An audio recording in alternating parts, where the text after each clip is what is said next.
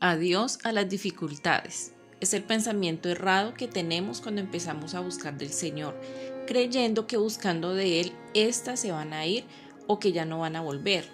O por este pensamiento errado, muchos en la primera dificultad desisten, abandonan el camino o simplemente no vuelven a congregarse.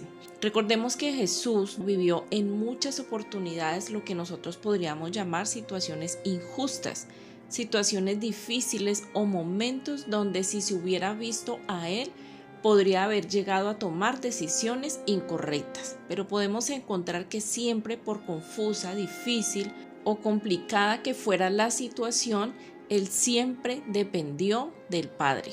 Como también encontramos que los milagros los hizo de manera diferentes.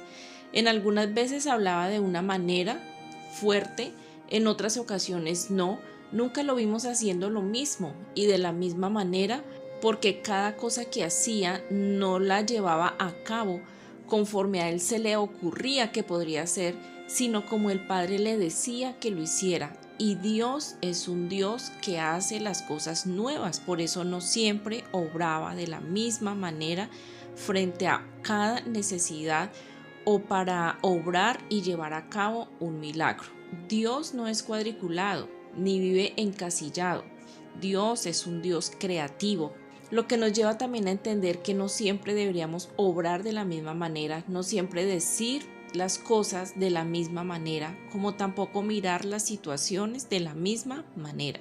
Lo que una situación en algún momento puede verse como una oportunidad o como algo que me favorece o conviene, en otra situación puede verse como algo desfavorable, inoportuno o no conveniente. ¿Qué hace o quién nos confirma qué propósito tiene cada una de ellas? Dios, que es el único que conoce el trasfondo de cada situación y el corazón de cada persona que es usada en medio de cada situación, en medio de cada circunstancia, en medio de cada dificultad.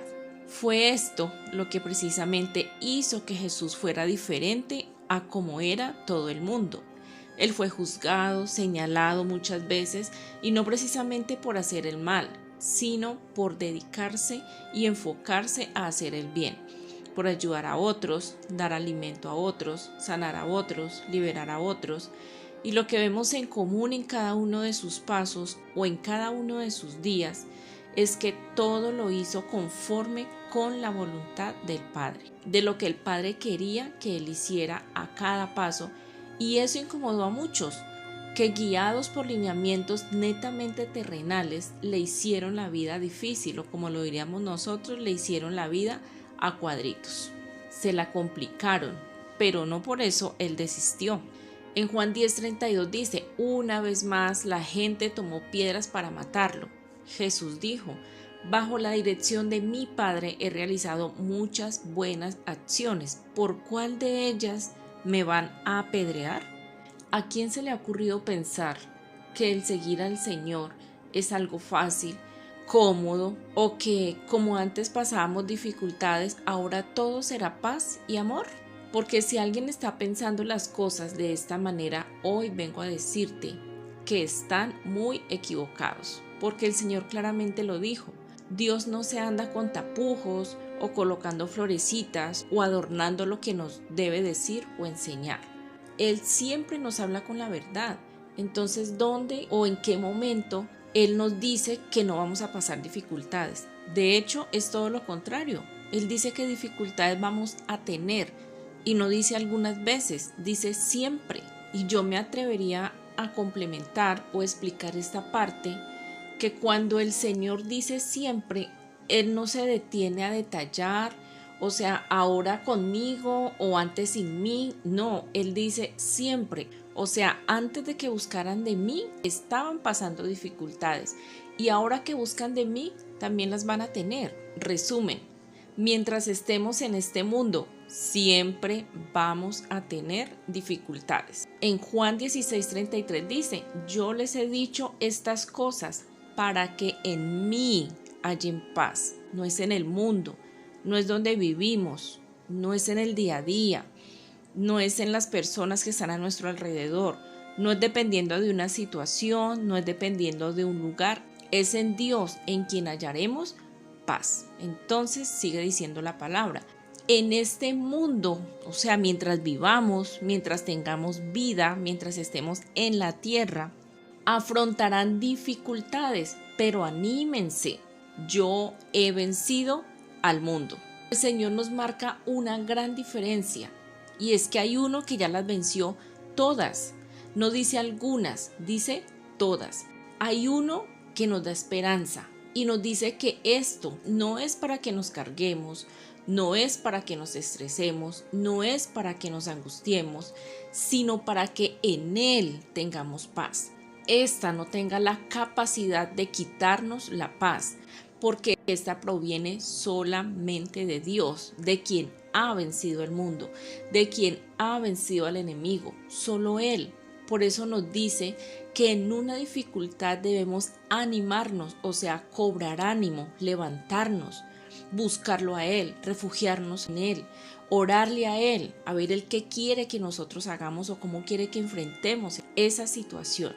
No dejarnos de fallecer, porque es precisamente ahí, en medio de la dificultad, el momento para darle la oportunidad a Dios y que Él obre en nosotros y a favor de nosotros, en la medida que dejemos evidenciar su paz en nuestro corazón. Cuando se evidencia paz en nuestro corazón es cuando nosotros podemos entender y confirmar que estamos confiando en Él. Cuando hay angustia, cuando hay desesperación, Dios no está ahí. Hay personas en nuestra vida que siempre quieren llegar a opinar, a saberlo todo, a estar en todo, pero solo con la intención de dañar.